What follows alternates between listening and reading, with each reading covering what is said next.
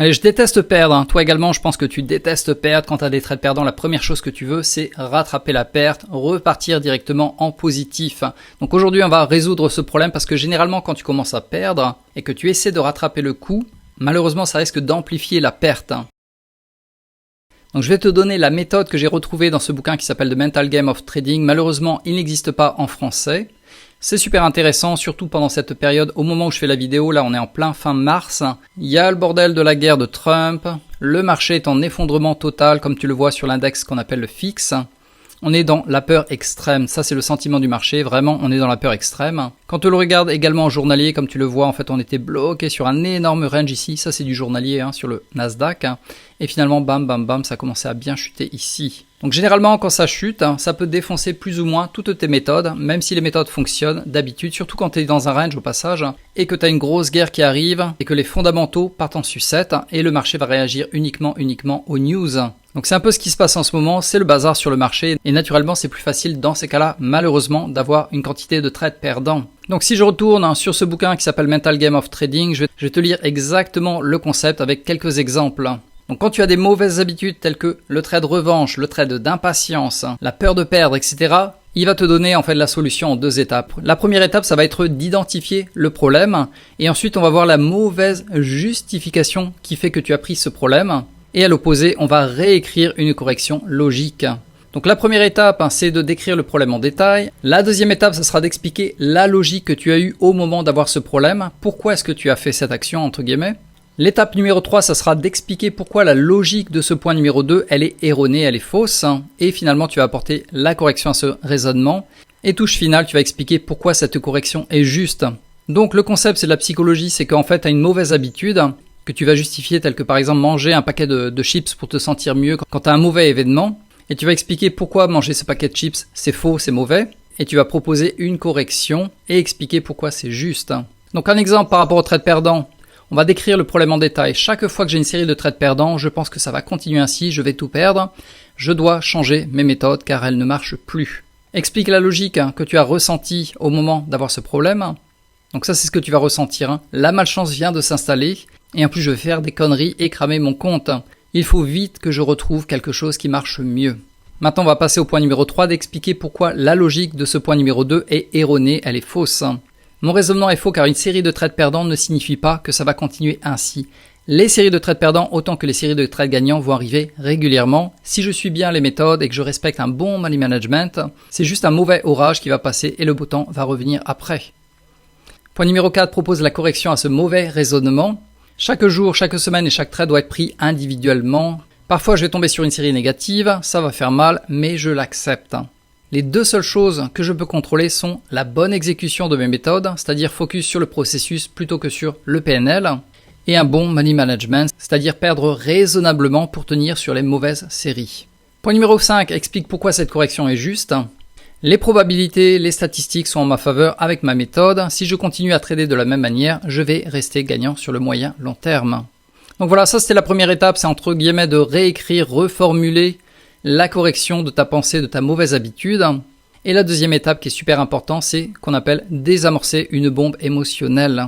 C'est-à-dire que généralement, je vais donner un exemple simple. Quand tu as une série de trades qui commence à être perdant, ça s'accumule au niveau émotionnel et tu risques de péter une durite soudainement. Donc quand tu sens que l'émotion commence à monter, que tu vas exploser, que tu n'en peux plus, voilà ce qu'il faut faire en quelques étapes. Première étape, c'est de prendre conscience que ton explosion, elle vient de démarrer, ou elle va démarrer, et qu'elle risque de monter jusqu'à une grosse explosion. Donc dès que tu le sens venir, tu vas interrompre le processus en prenant 3 respirations abdominales profondes.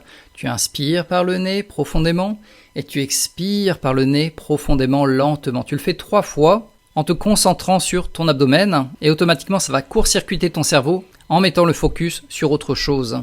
Étape numéro 3, injecte un élément de contre-logique pour rediriger ton mental dans le bon sens.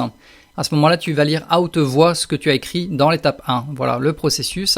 Tu redémarres à partir de là, tu lis tout ça à voix haute. Le problème que tu as, la logique que tu as qui justifie d'avoir fait cette mauvaise action. Tu expliques pourquoi c'est mauvais entre guillemets, ou cette pensée est négative. Et là, tu vas proposer la correction et tu vas expliquer pourquoi cette correction est juste. Conclusion, utilise fréquemment ces étapes pour limiter la casse. Donc désamorcer la bombe émotionnelle avant qu'elle n'explose. Et honnêtement, ça va te permettre de digérer les émotions en quelques secondes plutôt qu'en quelques semaines. Parce que prendre des coups, prendre des pertes, ça va arriver, ça arrive régulièrement, peut-être 1 à 2 fois par année, tu auras un mois totalement pourri et tu auras l'impression que ça va remettre tout en question, tes méthodes, tes rêves les plus fous. Et dans ces cas-là, c'est très très facile d'exploser, de péter une durite. Donc, on recommande à nouveau de venir sur l'étape numéro 2. Et de le lire à chaque fois que hop, tu le sens, ah attention, ça commence à, je sens la douleur, les émotions monter, ok. On va faire ces étapes histoire de court-circuiter mon cerveau. Donc voilà, ça c'était un premier exemple. Si jamais je vais te montrer un autre problème, c'est le trade revanche. Donc voilà le trade de revanche que l'on appelle également de essayer de rattraper la perte. Dès que tu as un trade perdant, qu'est-ce que tu vas faire? La première des choses, c'est te jeter sur le prochain trade, qu'il soit bon ou mauvais, pour essayer de rattraper le coup et soulager un peu la douleur psychologique, émotionnelle que tu as ressentie avec la perte pour pouvoir récupérer, revenir en positif. Et ça, comme tu le sais, naturellement, c'est une erreur. C'est ce qui risque de cramer ton compte, mais tu ne peux pas t'en empêcher. Donc voilà, c'est le même problème. À nouveau, on va repartir sur ces mêmes étapes. Étape numéro 1, c'est d'identifier le problème, la mauvaise justification, la mauvaise habitude qui fait que tu enclenches encore et encore vers cette problématique. Et on va écrire la contre-logique qui va te permettre de remédier à ce problème ou tout simplement de transformer une mauvaise habitude en une bonne habitude. Donc on le fait toujours avec ces 5 étapes. On va décrire le problème en détail, on va expliquer la logique, la justification d'avoir commis entre guillemets cette erreur. On va expliquer pourquoi cette logique est complètement fausse et on va donner une meilleure correction à ce raisonnement et on va expliquer pourquoi c'est juste. Donc voilà, étape numéro 1 par exemple, décris le problème en détail. Dès que j'ai un trade perdant, je cherche immédiatement un moyen de récupérer mon argent au plus vite. C'est presque comme si je devais réagir à une situation de crise. Il me faut agir pour limiter les pertes et vite retourner en positif. Étape numéro 2, explique la logique que tu as ressentie au moment d'avoir ce problème. Donc ce que j'ai ressenti, c'est que plus vite je vais récupérer ma perte, plus vite je peux de nouveau trader efficacement. Ma stratégie est rentable, donc j'estime que je peux récupérer ma perte en tradant autre chose rapidement. Point numéro 3 explique pourquoi la logique du point numéro 2 de ce point est complètement fausse. Donc je m'attends à être rentable sur le moyen long terme car je sais que ma stratégie, oui, elle est profitable. Mais même en étant un sniper et en ne prenant que les meilleures opportunités, je ne gagnerai pas à tous les coups. Si je laisse mes émotions influencer mon jugement, je risque de prendre davantage de mauvais trades et probablement de qualité médiocre amenant à plus de pertes. On va proposer la correction à ce raisonnement. Que je le veuille ou non, j'aurai régulièrement des trades perdants avec ma stratégie et croire que tous mes trades seront rentables, c'est une illusion et m'y attendre, c'est courir à l'échec. Point numéro 5, expliquer pourquoi cette correction est juste. Les dégâts causés par quelques pertes sont minimes. Mais par contre, les dégâts causés par la colère et la revanche peuvent vite détruire mon portefeuille. Donc voilà, comme je te l'avais dit, ceci était un extrait de Mental Game of Trading. Et tu peux t'amuser en fait à resuivre chacun de ces points pour chacun des problèmes que tu as, tels que le trade de l'ennui, le trade de la revanche. Tu décris le problème que tu as, tu expliques pourquoi à ce moment-là tu l'as pris, qu'est-ce qui s'est passé dans ta tête qui a justifié que tu pouvais te permettre de faire cette bêtise.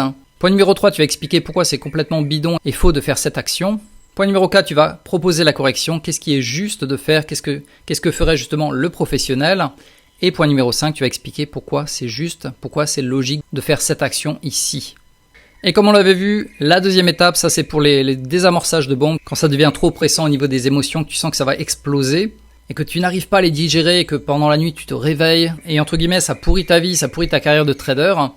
Dès que tu sens que l'explosion va arriver, tu l'interromps avec 3 respirations abdominales profondes et finalement tu relis tout ce que tu as rédigé ici précédemment de manière à court-circuiter ton cerveau, désamorcer la bombe émotionnelle et pouvoir digérer, on va dire, les émotions sous quelques secondes, quelques minutes au lieu de passer plusieurs semaines à les ruminer.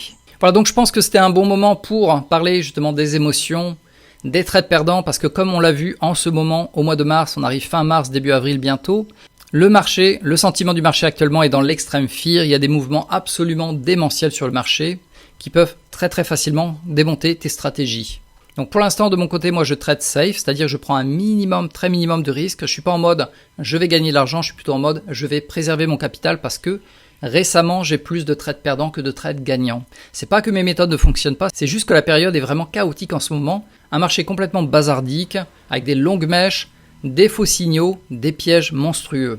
Donc dans ces cas-là, surtout, n'hésite pas à revenir sur ces 4 étapes. ici et surtout de démorcer la bombe émotionnelle quand tu vas avoir des séries de trades perdants, que tu vas commencer à douter, que tu vas péter une durite. Donc voilà, j'espère que tu as apprécié la vidéo. S'il te plaît, pense à cliquer sur j'aime, ça me fera surtout plaisir. Également, ça aidera cette vidéo à être plus publiée sur la chaîne YouTube. Tout en bas à droite également, pense à t'abonner à ma chaîne. Je publie ce genre de vidéos au minimum 2 fois par semaine. Et si tu ne veux pas trader tout seul dans ton coin, chaque jour je trade live à partir de 15h10 heure française jusqu'à 17h. Je fais un partage d'écran, je trade 5 méthodes et avant de rentrer dans chacune des méthodes, je vais expliquer pourquoi je vais rentrer, la quantité, le stop loss, le TP1, le TP2. Donc tout ça sera expliqué si tu le souhaites en dessous de la vidéo, il y a un lien, tu cliques dessus. Et éventuellement j'espère te voir prochainement au live.